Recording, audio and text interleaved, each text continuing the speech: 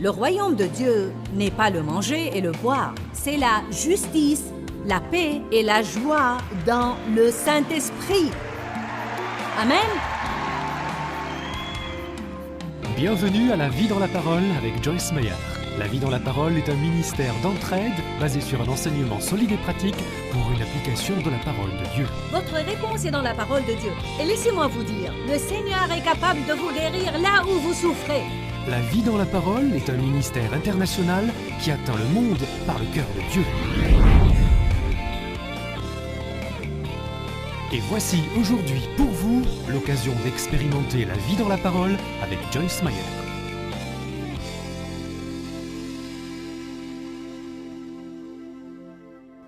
Dieu, que j'aime ça. Merci pour tout ce que tu as fait. Et merci pour tout ce que tu vas faire. Qui sait que Dieu va encore faire beaucoup de grandes choses dans sa vie? Amen. Je vous le dis, je vous prophétise ce soir que des parents dans vos familles vont être sauvés.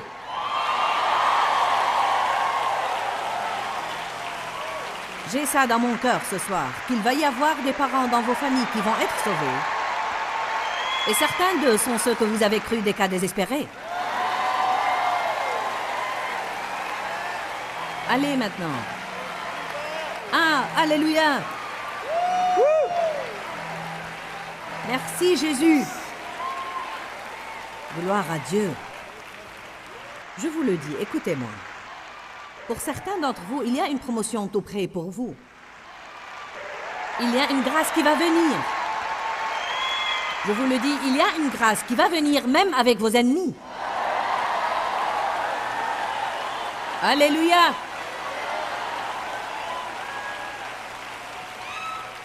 Que tout le monde lève les mains maintenant. Je vais prier pour vous. Père, je prie en ce moment. Au nom de Jésus. Dites tous Jésus. Non, vous devez le crier comme l'aveugle Bartimée.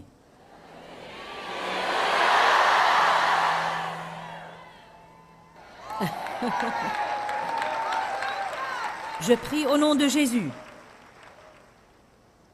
qu'une nouvelle mesure de grâce descende en ce moment sur chaque personne dans ce bâtiment. Une grâce incroyable et exceptionnelle. Une faveur partout où vous allez. Une grâce même aux yeux de ceux qui se considèrent comme vos ennemis. Une faveur spéciale. Je prie que Dieu dispose favorablement à votre égard, même vos ennemis. Amen. Alléluia.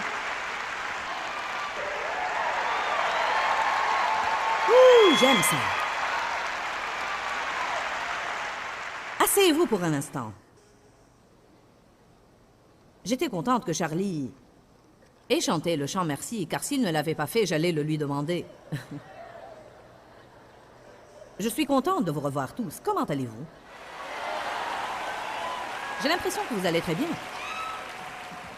Il y a sûrement beaucoup de choses qui se passent dans le monde aujourd'hui, n'est-ce pas? Il y a beaucoup de bonnes choses, mais il y a aussi beaucoup de choses qui peuvent décourager les gens et les déprimer. J'ai pensé à ça un peu aujourd'hui. Il semble que Dieu ait mis dans mon cœur que je devais donner un petit mot d'encouragement ce soir au sujet de se libérer de cette dépression et de ce découragement. Amen. Dans le psaume 42, vous savez, même les meilleures personnes peuvent avoir des problèmes avec la dépression. Le roi David était un homme qui était proche de Dieu et pourtant, il a parlé de la dépression. Dans le psaume 42, verset 5, il dit « Pourquoi t'as battu, ô mon âme? Qu'as-tu à défaillir et à gémir sur moi? Qu'as-tu à t'inquiéter au-dedans de moi? Espère en Dieu et attends-le avec espoir, car je le louerai encore. Il est mon salut et mon Dieu. » Il avait mauvaise conscience, et il va en ajoutant « Oh mon Dieu, mon âme est abattue au-dedans de moi et le fardeau est trop lourd pour moi. » Mais d'un autre côté, il dit « Par conséquent, c'est à toi que je pense depuis le pays du Jourdain et depuis les sommets de l'Hermon, depuis la montagne de Mitséar. » Il disait « J'ai vraiment mauvaise conscience, je me sens tout abattu, mon âme est défaillante et je sens comme si tout en moi était un tel fardeau qui m'écrase. Alors je vais penser à toi et me souvenir de toi, Dieu. » Savez-vous que cet endroit est idéal pour vous? Je me sens mieux rien qu'à me trouver ici, pas vous?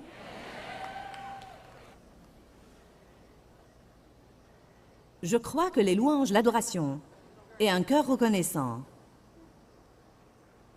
sont probablement les plus importantes choses qui manquent dans la vie d'une personne qui a beaucoup de problèmes avec la dépression. Ah, si seulement vous passiez beaucoup plus de temps à être reconnaissant et à louer que vous ne le passez à demander. Prenez une pause de louange plusieurs fois par jour. Qu'est-ce que c'est qu'une pause de louange? C'est quand vous êtes en train de faire quelque chose et vous vous arrêtez pour un instant. Merci Jésus. Je te loue Seigneur pour tout ce que tu fais dans ma vie. Je chante tes louanges Dieu, tu es digne. Merci d'avoir dit que tu ne me délaisseras ni m'abandonneras point. Puis reprenez vos occupations de nouveau. Qu'est-ce qui arriverait dans la vie des gens? Je me demande ce qui arriverait même dans les finances des gens. Si seulement, rien que 2 fois par jour, ils prenaient une pause de louange.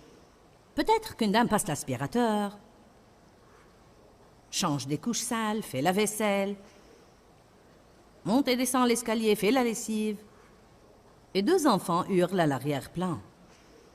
Elle commence à se sentir sombrée. Est-ce que c'est bien ça, la vie?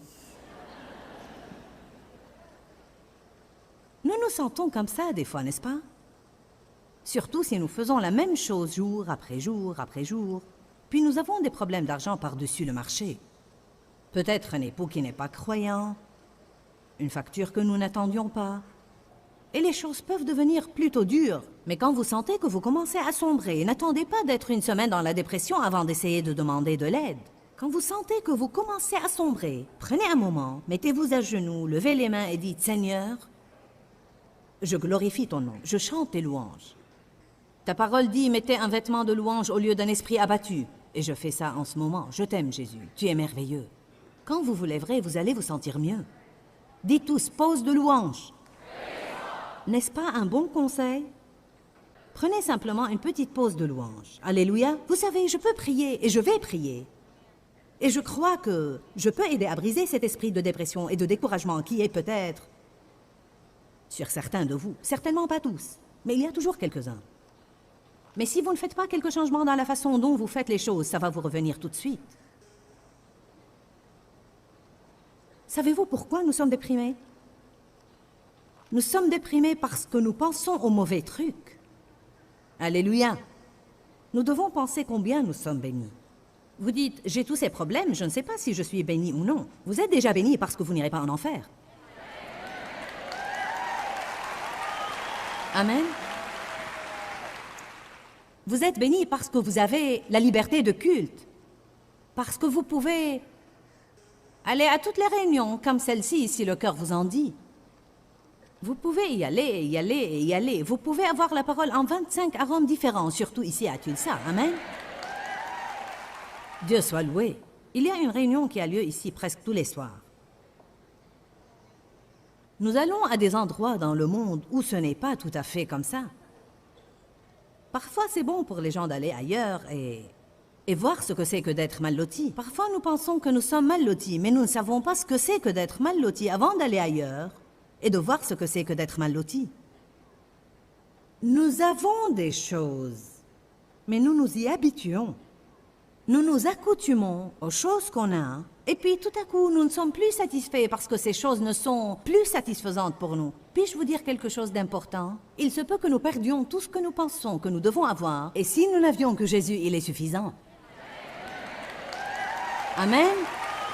Largement suffisant. Savez-vous ce qui nous rend heureux? Que nous cessions de penser à ce que nous voulons et que nous pensions aux besoins de quelqu'un d'autre. Non, vous devez faire mieux que ça. J'ai dit cessez de penser à ce que vous voulez. Amen. Nous devons cesser de penser à ce que nous voulons et penser à aider quelqu'un d'autre. Et c'est ce qui nous donnera notre percée. J'ai passé beaucoup d'années de ma vie à être une femme très égoïste et égocentrique, toujours pensant à ce que je voulais, ce dont j'avais besoin, ce que quelqu'un ne faisait pas pour moi, ce que je n'avais pas. Je lisais la Bible, j'allais aux réunions, j'avais l'autocollant du pare-choc et le magnétophone, mais je n'avais toujours pas de joie. Je réprimais les démons et tous les trucs que nous faisons. Et savez-vous ce que j'ai trouvé? J'ai trouvé que je pensais trop à moi-même.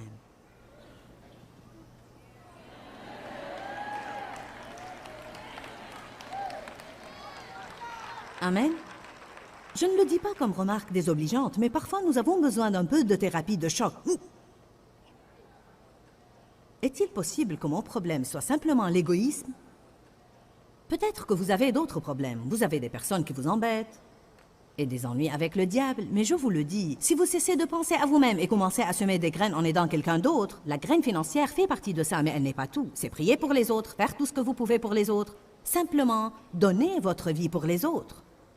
Vous semez vous-même comme graine. Vous serez stupéfié de ce qui va arriver dans votre vie. Très vite, vous serez béni au point de ne pas être capable de suivre le rythme des bénédictions, simplement parce que vous ne passez pas tout votre temps à vous occuper de vous-même. Amen.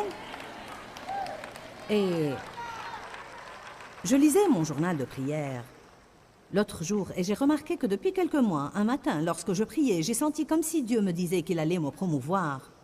Alors j'ai noté ça dans mon journal de prière et j'ai mentionné certaines choses que Dieu m'a dit. Ensuite, Dieu m'a ouvert les yeux et je me suis rendu compte que la porte ouverte en Inde était cette promotion car elle m'a donné l'opportunité d'atteindre littéralement à la fois, vous savez, des millions de nouvelles personnes. Je ne pense pas que nous avons idée de l'opportunité que représente le ministère des médias pour atteindre des gens pour Jésus. La chose que j'entends beaucoup des pays du tiers-monde, c'est... Je parlais dernièrement à un évêque de l'Afrique et il m'a dit, tu sais, tout le monde nous envoie des évangélistes, mais nous avons besoin d'enseignants. C'est magnifique de recevoir le salut, mais vous devez aussi apprendre à vivre. Si vous voulez influer sur la vie de quelqu'un d'autre, vous devez apprendre à vivre comme la Bible dit de vivre. Je pense que nous avons toujours tellement eu le sens de l'évangélisation, ce qui est magnifique et c'est le premier pas, mais ils ont besoin d'enseignants, ils ont besoin de l'enseignement de la parole afin que les gens apprennent à vivre comme il faut pour pouvoir influer sur la vie des autres. C'est ce que Dieu veut faire avec vous. La chose la plus importante est d'aller au ciel. Mais si c'est tout ce qu'il voulait, dès que vous auriez été sauvés, il vous aurait pris au ciel, un point, c'est tout. Mais Dieu nous laisse ici, dans le but principal d'influer sur la vie des autres d'une manière positive. Chacun de vous a sa propre chair. C'est peut-être votre bureau au travail ou la clôture de votre jardin, mais chacun de vous a sa propre chair et vous influez sur la vie des personnes qui vous entourent, soit positivement, soit négativement. Une des façons d'influer sur les gens, c'est en étant stable et en étant rempli de joie, parce que les gens ne sont pas stables et ils n'ont pas de joie. Si quelqu'un doit être capable d'être heureux, ça doit être les chrétiens. Mais une fois de plus, une des raisons principales pour lesquelles les gens ne sont pas heureux, c'est que... Puis-je m'exprimer franchement? Nous ne faisons pas assez pour les autres.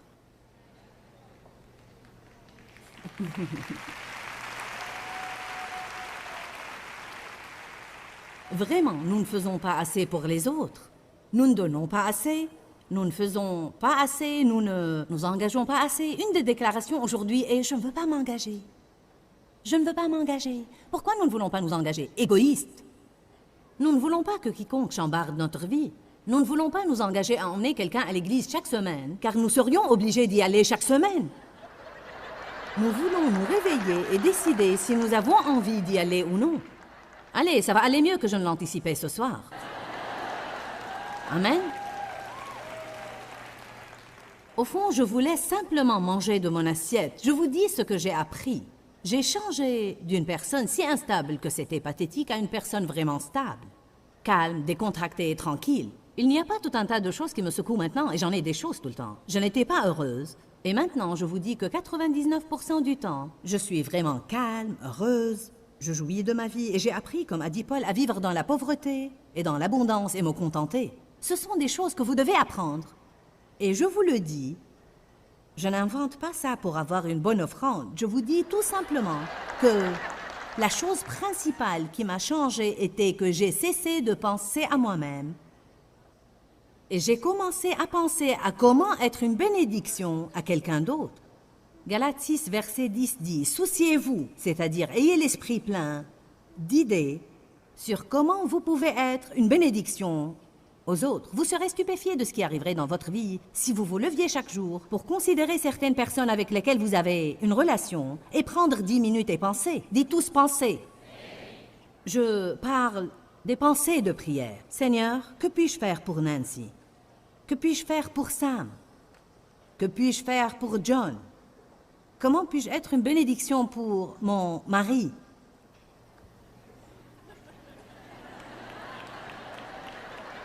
Et non pas fait que mon mari me bénisse. Comment puis-je être une bénédiction pour ma femme? Peut-être à travers un coup de fil au courant de la journée. Je t'aime, chérie. Tu es magnifique. Je ne sais pas ce que j'aurais fait sans toi. Il est incroyable comme nous pouvons nous apporter la joie dans nos vies si nous cessions de penser à nous-mêmes et commencions à aider les autres davantage. Combien de vous aimeraient aborder un nouveau niveau de joie dans leur vie? Une de mes écritures favorites dans la Bible, c'est Jean 10, 10. Je veux que nous la regardions de nos propres yeux.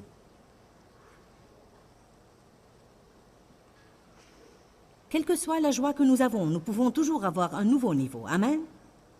Je suis heureuse, mais j'aimerais être plus heureuse. Alléluia.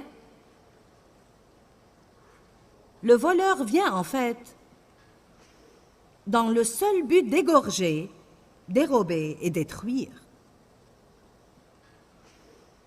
Mais Jésus dit, « Je suis venu. » Alléluia, je suis si contente qu'il soit venu. Afin qu'ils aient la vie, qu'ils en jouissent et qu'ils l'aient dans l'abondance jusqu'à débordement. Allez à Jean 15. Nous allons faire une rapide étude de la Bible ici. Verset 11. Jésus était en train de dire aux gens de demeurer en lui, de se reposer en lui, de persévérer dans la parole.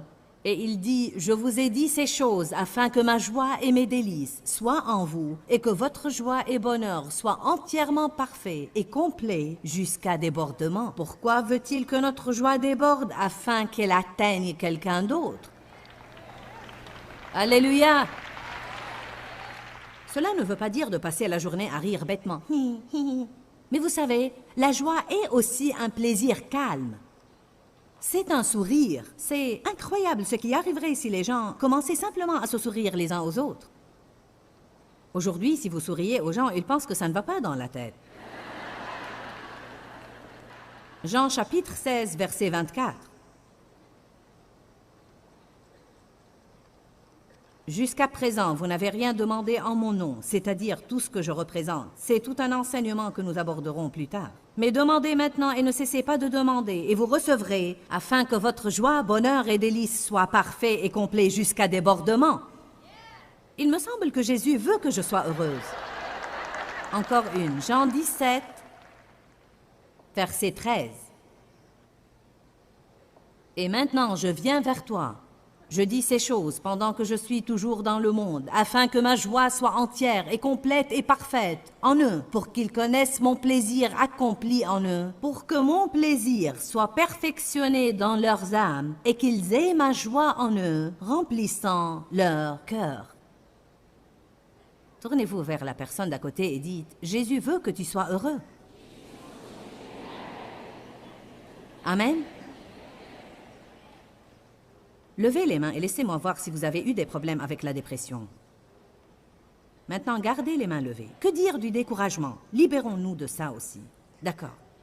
Et le désespoir? Vous êtes plutôt comme, eh bien, j'ai des problèmes, je ne sais pas quoi faire, je ne sais pas quoi faire. Amen. Puis si nous demandons combien sont allés loin au point d'être suicidaires, nous aurions de plus en plus en plus. Je vais vous dire quoi? Ce n'est pas la volonté de Dieu pour son Église. Le royaume de Dieu n'est pas le manger et le boire, c'est la justice, la paix et la joie dans le Saint-Esprit. Amen. Maintenant, je vais vous donner ce que je crois être une grande révélation que Dieu m'a accordée et qui a énormément aidé ma vie. Combien de vous veulent que je leur dise ce que c'est? Êtes-vous prêts pour ça? Personne d'autre n'est responsable de votre joie personnelle. Vous ne l'avez pas tous saisi.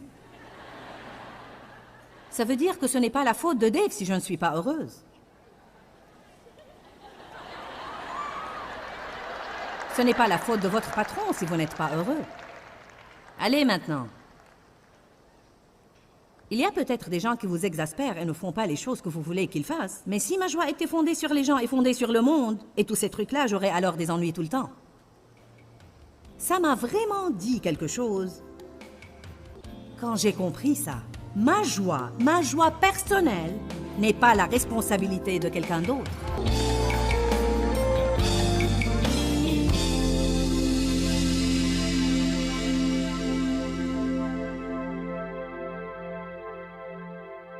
Je crois que ça a été vraiment une bonne exhortation pour vous aujourd'hui, et vraiment une bonne parole. Cessez de penser à vous-même. Nous avons besoin d'écouter ça, j'en ai besoin, vous en avez besoin. Tellement de gens aujourd'hui souffrent de la dépression. Tellement de gens doivent prendre des médicaments pour la dépression. Je ne condamne pas ceux qui le font, je dis simplement que nous devons faire tout ce que nous pouvons faire spirituellement pour nous aider. Et je crois que j'ai partagé certaines choses avec vous aujourd'hui qui doivent aider ce processus. Vous savez, nous avons parlé aujourd'hui de l'importance de lutter contre la dépression. Et pour clôturer, je veux partager un simple principe qui, je crois, va être très utile pour vous et qui est « souriez ».